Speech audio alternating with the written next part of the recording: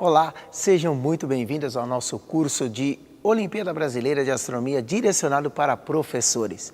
Eu sou o professor e doutor Marcos Calil e estamos aqui no Laboratório Astronômico para aprendermos juntos um pouco sobre a história da astronomia e astronáutica contemporânea. E aí, vocês estão preparados? Vamos juntos nessa viagem?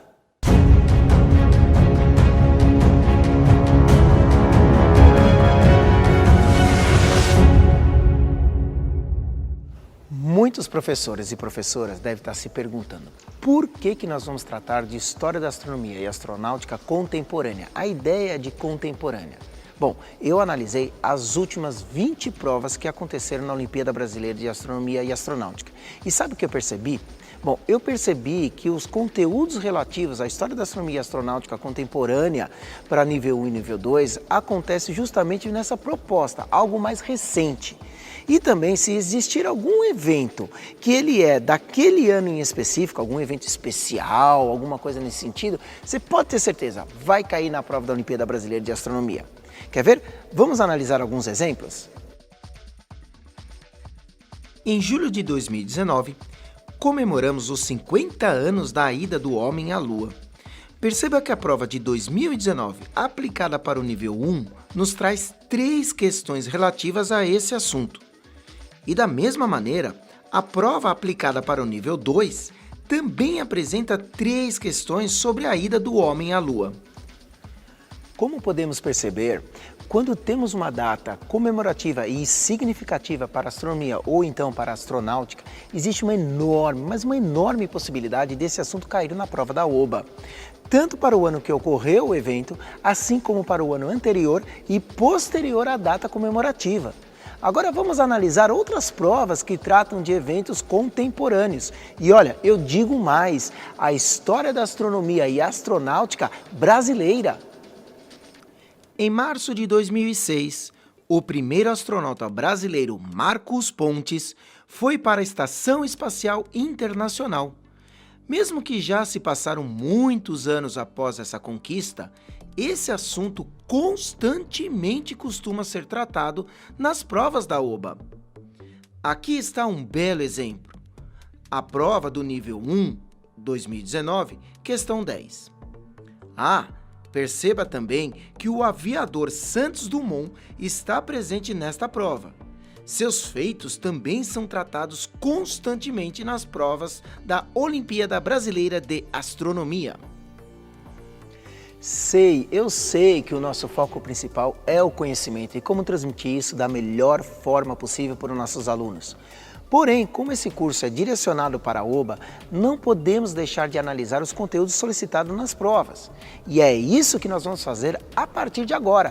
Preparados? Vamos então à aula da História da Astronomia e Astronáutica Contemporânea.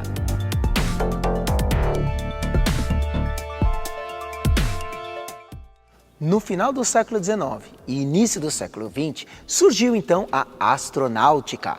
Essa ciência que estuda a locomoção no espaço teve 2 importantes personagens: o russo Tschaikowsky e o americano Goddard. Em 1903, Tschaikowsky publicou A Exploração do Espaço Cósmico com a ajuda de aparelhos propulsores à reação, idealizando então esse foguete. Já o americano Goddard, em 1912, iniciou suas primeiras experiências com pequenos foguetes à base de combustíveis sólidos. Aqui temos o primeiro registro da história da astronáutica, na qual o cientista Goddard está próximo de um foguete movido a combustível líquido e que alcançou 46 metros de altura. E no meio dessa história, um brasileiro se destacou, Santos Dumont. O ano era 1904. A cidade? Paris. E o autor principal? Santos Dumont. Após diversas tentativas e erros, Santos Dumont finalmente chega àquela que seria o antecessor do 14 bis. Uma espécie de aeroplano unido ao balão de número 14, chamado de N-14. Extremamente instável. Essa máquina tinha dificuldade de se manter no ar. Incentivado a participar de uma competição de máquinas voadoras, Santos Dumont foi incentivado a criar uma máquina que pudesse voar com os seus próprios meios. Daí, em 12 de novembro de 1906, surgiu o 14 bis, que significa 14 de novo. Essa incrível máquina realizou o feito de voar 220 metros. Fato histórico! Enquanto isso, tinha alguns cientistas que estavam com a cabeça lá na Lua. Outros estavam muito mais longe, pensando no espaço. Mas existiam cientistas que estavam pensando na guerra. Tanto para o lado russo, para o lado americano e também para o lado alemão e, quiçá, para outros países. Diversos mísseis balísticos estavam sendo adaptados para se tornarem foguetes intercontinentais. Em 1942, liderado por von Braun, a equipe de cientistas alemães desenvolveu o primeiro foguete míssil balístico, conhecido como V2. Em maio de 1945, a equipe de von Braun rendeu-se ao exército americano. E em setembro desse mesmo ano, sua equipe, cerca de mais ou menos uns 200 cientistas, chegaram aos Estados Unidos e logo de cara começaram a trabalhar no desenvolvimento de foguetes para o exército americano. Bom, e no meio de toda essa história, temos aí um novo personagem. O ucraniano Sergei Korolev. Opa, peraí. Não, essa foto é quando ele era bem jovenzinho, né? Ah, agora sim, essa está bem melhor. E vamos dizer, né, bem mais fofinha, né, gente? Mas voltando à nossa história. A partir de 1946, Korolev inovou e começou a abrir uma nova porta para a astronáutica. Trabalhou num projeto de mísseis nucleares balísticos e foguetes capazes de levar satélites. E assim surgiu o foguete Semiorca, conhecido simplesmente como R-7. E a família cresceu. Não é a família do Korolev, mas a família dos foguetes R-7. Ah, assim está bem melhor, né? Bom, voltando. A família do R-7 cresceu e cresceu muito. Foram diversos foguetes criados e lançados. Porém, o mais importante deles levou consigo um evento que ficou para a história: o satélite artificial Sputnik. Sem dúvida, aqui está um assunto muito importante para a história da astronáutica. Na noite de 4 de outubro de 1957, exatamente às 22 horas, 28 minutos e 34 segundos, horário de Moscou, e 16 horas, 28 minutos e 34 segundos aqui no Brasil, uma explosão ensurdecedora e uma brilhante fumaça iluminava o céu da União Soviética. E o R-7 partiu, levando uma importante carga da história, o satélite artificial Sputnik. A esfera de alumínio com 58 centímetros de diâmetro, pesando 83 quilogramas, junto com seus dois pares de antenas com medidas de 2,4 metros e 2,9 metros, orbitava a Terra em apenas 1 hora, 36 minutos e 18 segundos. O Sputnik 1 foi o primeiro de uma série de 9 satélites artificiais. Mas e os americanos? Quase 4 meses depois do lançamento da Sputnik 1, lá estavam os americanos, correndo atrás, vamos dizer assim, do prejuízo, né, gente? Em 31 de janeiro de 1958, foi lançado o primeiro satélite artificial americano, Explorer 1. Ok, que em 3 de novembro de 1957, os soviéticos já haviam lançado a Sputnik 2. E sabe quem estava a bordo? A cachorrinha de raça Laika. E não pense que só essa cachorrinha foi para o espaço. As cachorras Belka e Strelka também tiveram o privilégio de orbitar a Terra. Sem dúvida, foi uma bela viagem para as cachorras Belka e Strelka a bordo da Sputnik 5. Além dessas e de outras cachorrinhas, destaca-se a cachorra Ivisdovska, a bordo da Sputnik 10, dando então fim para o projeto Sputnik. E a data do fim da missão Sputnik 10 e de todo o projeto Sputnik? 25 de março de 1961. Sem dúvida nenhuma, foi uma missão boa para cachorro. Nossa, horrível essa boa para cachorro. Do mesmo local que o primeiro satélite Sputnik foi lançado em 12 de abril de 1961, o cosmonauta soviético Yuri Gagarin foi o primeiro ser humano que orbitou o planeta Terra, permanecendo 1 hora e 48 minutos a bordo da Vostok 1. Foi ele quem disse a maravilhosa frase: "A Terra é azul". E após o sucesso russo, em 12 de abril de 1961, os norte-americanos realizaram o envio do seu primeiro astronauta para um voo suborbital. O astronauta Alan Shepard permaneceu 15 minutos a bordo da Freedom 7, enquanto observava lá de cima a Terra. Mas será que você aí está percebendo alguma coisa? Que os americanos eles sempre estavam um pouquinho atrasados em relação aos russos nessa história de corrida espacial? Bom, foi então que em 25 de maio de 1961, o presidente americano John Kennedy, ele anunciou, ele fez falou a seguinte frase: "Povo americano, até o final dessa década, nós vamos para a Lua." Tudo bem, não foi bem assim, né? Mas conseguimos entender que o presidente deu uma meta. Daí que nasceu a Agência Espacial Americana, a famosa NASA, com esse enorme abacaxi para descascar, vamos combinar, né? E olha, e não é que eles conseguiram mesmo? Porém, até atingir esse objetivo, muita, mas muita água passou por baixo dessa ponte. Eles desenvolveram os projetos Mercury, Gemini e Apollo. O projeto Mercury chegou a enviar dois chimpanzés para dar uma voltinha em torno da Terra. O projeto Gemini fez diversos experimentos que deram extrema base teórica e também prática para as missões Apollos. Na última missão da Gemini 12, que regressou para a Terra em 15 de novembro de 1966, o astronauta Edwin Buzz Aldrin realizou a mais longa e bem-sucedida caminhada espacial do programa. E foi daí que nasceu o projeto Apollo, de uma forma bem trágica. Em 27 de janeiro de 1967, a missão Apollo 1 sofreu uma enorme perda de 3 astronautas com incêndio no módulo de comando durante um teste. Apesar dessa tragédia, finalmente o objetivo foi cumprido. E em 20 de julho de 1969, na missão Apollo 11, o comandante Neil Armstrong pisou pela primeira vez na Lua, seguido do comandante Edwin Buzz Aldrin. Ao pisar pela primeira vez na Lua, Neil Armstrong disse: "É um pequeno passo para um homem, mas um grande salto para a humanidade."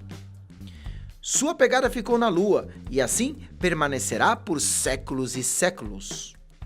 Professor, é importante salientar também que o foguete que levou os 3 homens para a Lua é chamado de Saturno V. Essa máquina gigantesca de 3.000 toneladas possui uma altura equivalente a um prédio de 36 andares, tendo 10 metros de diâmetro e 110 metros de altura. Quando foi lançado, carregava no seu topo a nave Apollo 11 com seus 3 módulos: o de serviço, o de comando, cujo nome é Columbia, e o módulo lunar de nome Eagle.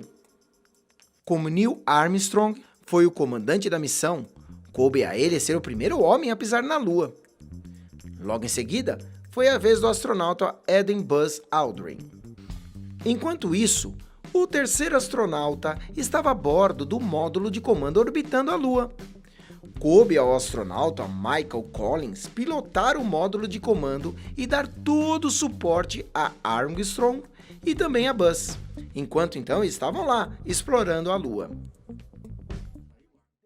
E depois desse feito, as Apollos 12, 14, 15, 16 e 17 levaram ainda mais 10 homens para a Lua. A última missão, a Apollo 17, durou 301 horas, 51 minutos e 59 segundos, tendo a cápsula aterrissada em 19 de dezembro de 1972, às 16 horas e 25 minutos, no horário de Brasília. E deste momento em diante, a Lua ela não era a mais importante. A corrida espacial já tinha acabado faz algum tempo e o foco da astronáutica então começou a ser para quem? Para as estações espaciais e as sondas interplanetárias.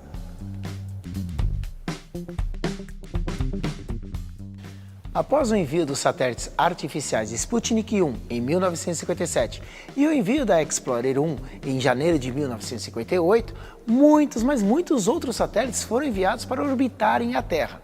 Porém, os envios exploratórios não ficaram restritos aos satélites artificiais. Em 17 de agosto de 1958, os americanos já haviam iniciado um programa de envio de sondas espaciais para a Lua. A Pioneer 0 foi enviada para a Lua, mas sua missão falhou. E isso foi um fracasso? Absolutamente não! Na década de 60, foram enviadas aproximadamente 75 sondas espaciais, interplanetárias e satélites artificiais. E quais eram seus objetivos? Orbitar a Terra, chegar e pousar na Lua, em Marte e no planeta Vênus, além de realizar monitoramento do Sol. Já na década de 70, foram quase 55 objetos enviados para fora da Terra. Os equipamentos foram ficando cada vez mais modernos. O índice de sucesso, então, cada vez maior. E os destinos, cada vez mais longe, chegando a Saturno e Júpiter com a sonda Pioneer 11. E quer um exemplo de determinação? As sondas Voyager 1 e 2, que foram lançadas em 1977 e que tinham como objetivo explorar os planetas Júpiter e Saturno, foram muito mais longe, ultrapassando a região da heliosfera. Professor, sem dúvida são muitas sondas e satélites artificiais enviados para o espaço. É muito lixo espacial sobre as nossas cabeças. Mas isso é um outro assunto. Em 19 de abril de 1971, o programa soviético mais uma vez marcou história. E novamente, antes dos americanos. A estação orbital Soyuz, que em russo significa saudação, foi a primeira estação colocada em órbita. Esse marco histórico abriu a era das estações espaciais, que serve então para acondicionar seres humanos lá no espaço para desenvolverem pesquisas em microgravidade. Da série Soyuz, após o lançamento da Soyuz 1, foram enviadas as estações DOS 2, Soyuz 2, Cosmo 557, Soyuz 3, Soyuz 4, Soyuz 5, Soyuz 6 e terminou com a Soyuz 7 no dia 7 de fevereiro de 1991. E nesse meio tempo, os americanos também enviaram suas estações espaciais. Lançada em 14 de maio de 1973, a Skylab foi colocada em órbita sem tripulação. Após constatarem um defeito nos painéis solares que impediam a geração então de energia elétrica, foram enviados 3 astronautas para realizarem o reparo. E assim, efetuados os devidos reparos, que davam então condições de habitação, foram enviadas outras 3 missões compostas por 3 astronautas por missão. Ao todo, foram realizados 300 experimentos, e a última tripulação voltou em 8 de fevereiro de 1974. Em 11 de julho de 1979, a Skylab retornou para a Terra vazia, espalhando então seus destroços sobre o Oceano Índico e na região da Austrália Ocidental. Para você ver o que pode acontecer um dia com aquele bando de satélites artificiais que estão sobre as nossas cabeças. Vai chegar um momento que um ou outro, ou vários deles, não terão mais utilidade e vão voltar à Terra. Daí a gente tem o que a gente chama de reentrada de satélite artificial. Mas você sabe, professor, qual é a probabilidade de você ser acertado por um dos, vamos dizer, 40 mil satélites e lixos espaciais que orbitam a Terra? Bem, eu não tenho aqui o número preciso, mas eu vou te garantir que é bem menor do que você acertar na loteria. é lógico que eu prefiro ganhar na loteria, não é? Mas vamos supor que seu carro, ou o meu carro, ele é acertado por um tanque de um foguete. Não fica triste, porque eu também não vou ficar, pois ele vai supervalorizar. Bom, mas vamos voltar ao nosso tema principal, né? Chegamos na década de 80 e eu vivi essa década. A data era 12 de abril de 1981. A Agência Espacial Americana realizou o primeiro lançamento do ônibus espacial.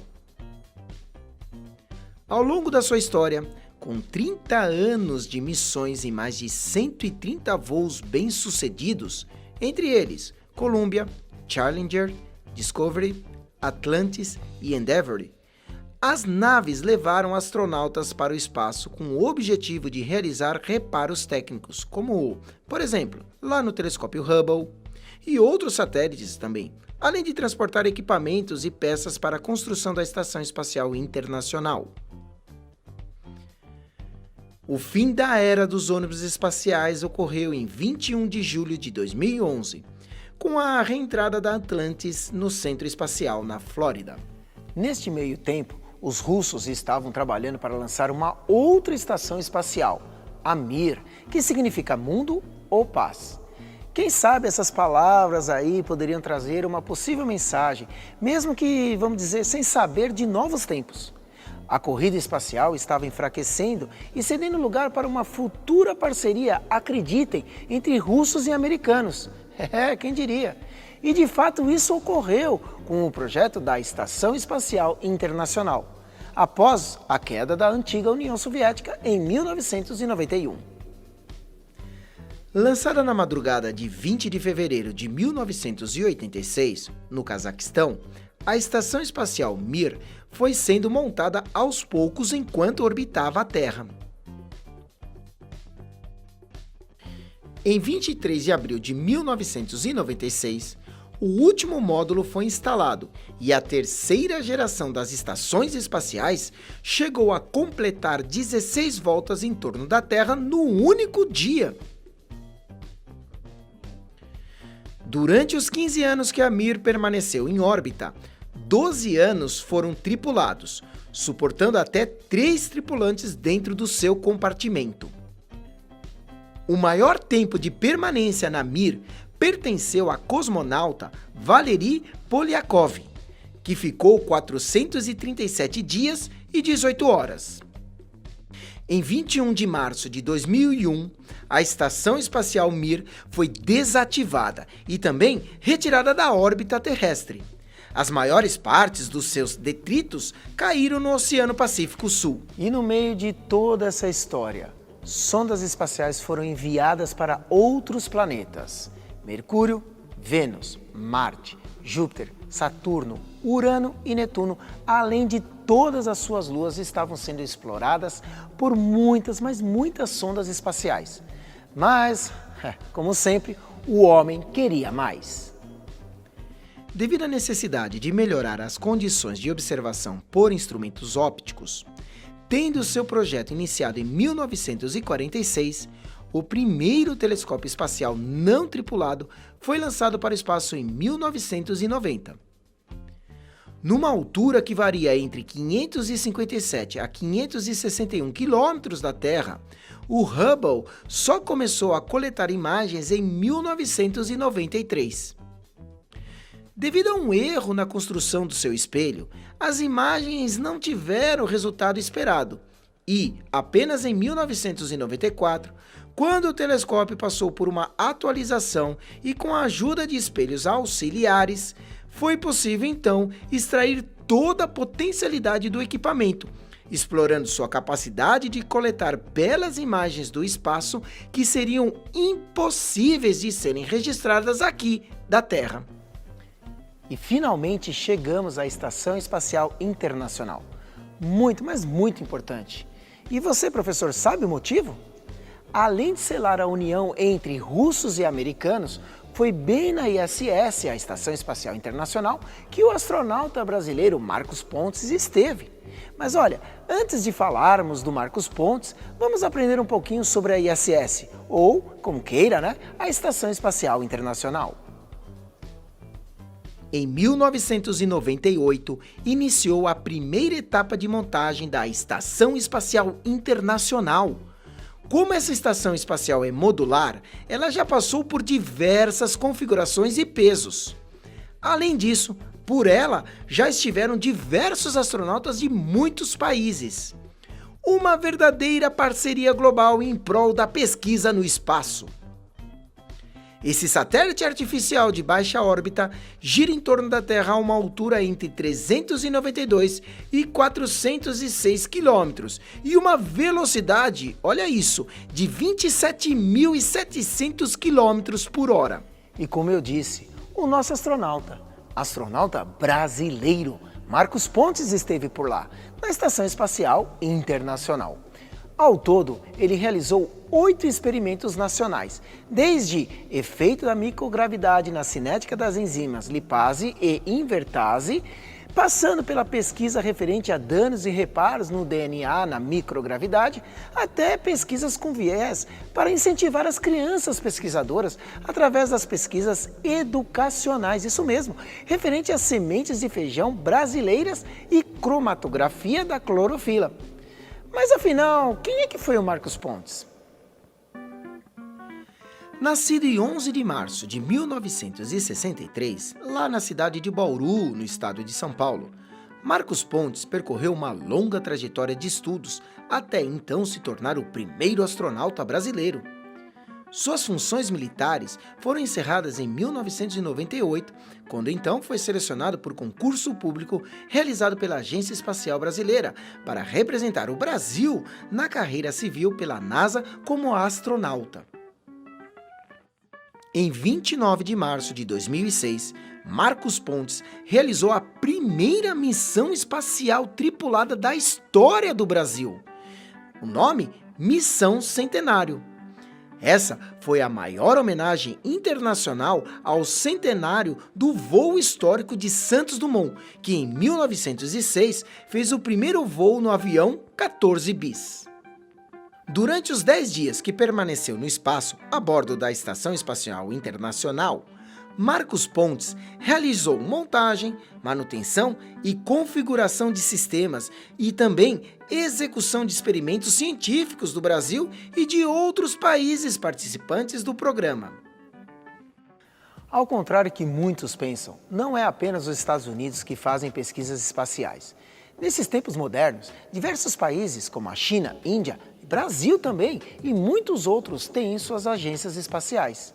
No Brasil, nós temos o Instituto Nacional de Pesquisas Espaciais. Em agosto de 1961, foi criado o Instituto Nacional de Pesquisas Espaciais, de sigla INPE. Localizado no estado de São Paulo, mais precisamente na cidade de São José dos Campos, entre suas diversas finalidades, o INPE deve então promover estudos e pesquisas científicas, desenvolver tecnologia, atividades operacionais e também capacitação de recursos humanos nos campos de ciência espacial e da atmosfera, da observação da Terra, da previsão do tempo e estudos climáticos, da engenharia e tecnologia espacial e áreas do conhecimento correlatas. Nos seus anos de história, o INPE então realizou diversos feitos, como por exemplo, trabalhos pioneiros nas áreas de meteorologia, comunicação e observação da Terra e também desenvolvimento de satélites para coleta de dados ambientais em solo nacional. Entre os satélites, destacam-se o SCD-1, lançado em 1993, e o SCD-2, lançado em 1998.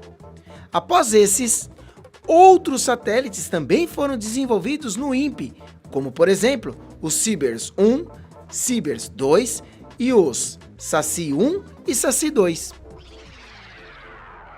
Além do INPE, se destaca também a Agência Espacial Brasileira, que foi instituída em 1994, sendo essa uma autarquia do governo brasileiro de natureza civil e vinculada ao Ministério da Ciência e Tecnologia. Sua finalidade é de promover o desenvolvimento das atividades espaciais brasileiras de forma descentralizada. Muito bem, chegamos no final da nossa primeira aula. a história da astronomia e astronáutica contemporânea. Agora vamos caminhar para a segunda aula e o tema: origem do universo. Mas também iremos aprender sobre como se formaram as galáxias e como se formaram os planetas do nosso sistema solar. Eu espero você na nossa segunda aula. Um grande abraço, até lá e bons céus para todos nós!